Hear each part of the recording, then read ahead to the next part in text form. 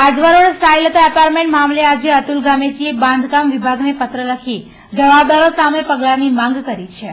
Ajwa road પર આવેલ જર્જરિત સાયલતા એપાર્ટમેન્ટ ગમે તે ઘડીએ ધરાશાયી થાય તેવી દહેશત વચ્ચે 60 જેટલા પરિવારો જીવના જોખમે જીવે છે। ગતરોજ કોર્પોરેશનમાં રજૂઆત બાદ તંત્રએ રહીશોને 48 કલાકમાં મકાનો ખાલી કરવા નોટિસ આપી હતી, જે સંદર્ભે સામાજિક કાર્યકર અતુલ ગામેચીએ બાંધકામ વિભાગને પત્ર લખી 48 કલાકમાં જવાબદારો સામે પગલાં લેવાની માંગ સાથે ઉગ્ર લડતની ચીમકી ઉચ્ચારી હતી।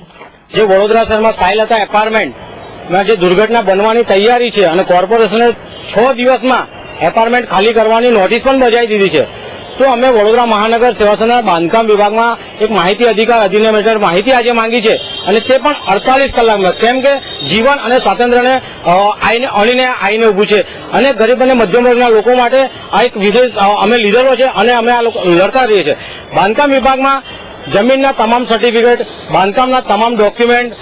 તમામ નકલો માંગી છે, સાથે સાથે મોબાઈલ ટાવર માટે જે સ્ટ્રક્ચર ઊભું કર્યું છે એના માટે પરવાનગી મેળવેલ છે કે નહીં, અને નથી મેળવી તો વડોદરા મહાનગર સેવા સદનના કયા રાજકારણી કે કયા અધિકારીએ આ ભ્રષ્ટાચાર આદરીને આ બંને ટાવરો લગાવ્યા છે, જેના કારણે હાલમાં સાયલતા એપાર્ટમેન્ટના રહીશોને મકાનો ખાલી કરવાનો વારો આવ્યો છે અને પોતે રોડ પર જવાનો વારો આવ્યો છે। સામે બિલ્ડર કોઈ જવાબ નથી આપતું કે કોર્પોરેશન કોઈ જવાબ નથી આપતું,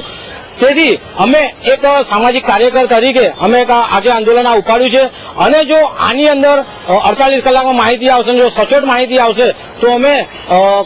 આગામી દિવસોમાં હાઈકોર્ટમાં, સુપ્રીમ કોર્ટમાં જઈને આ ગરીબ તેમજ મધ્યમ વર્ગના લોકોને ન્યાય આપવાનો પ્રયત્ન કરનાર છે। નૈતિકતાના ધોરણે બિલ્ડર માની જશે અને મકાનો આપવા તૈયાર થશે, અને એ પણ એકદમ નજીવી કિંમતે એનો ખર્ચો થાય પણ એકદમ નજીવ કે હાલવા તૈયાર થશે તો અમે આગળ કોઈ પગલાં નહીં ભર્યું। અને કોર્પોરેશન જો સાથ સહકાર હાલતું હોય, અને હાલમાં પણ જો કોર્પોરેશન કહેતું હોય કે અમે નીચેથી નવું બાંધકામ કરીને તૈયાર કરી આપીએ છીએ અને કંઈ જ નહીં થાય વર્ષો સુધી, તો એમાં પણ અમે રાજી છે, પરંતુ જો રહીશોને કોઈ પણ આવાસ કે કોઈ પણ મકાન નહીં મળે તો આગામી દિવસોમાં હાઈકોર્ટ અને સુપ્રીમ કોર્ટના દ્વારા અમે ખકડાવવાના છીએ।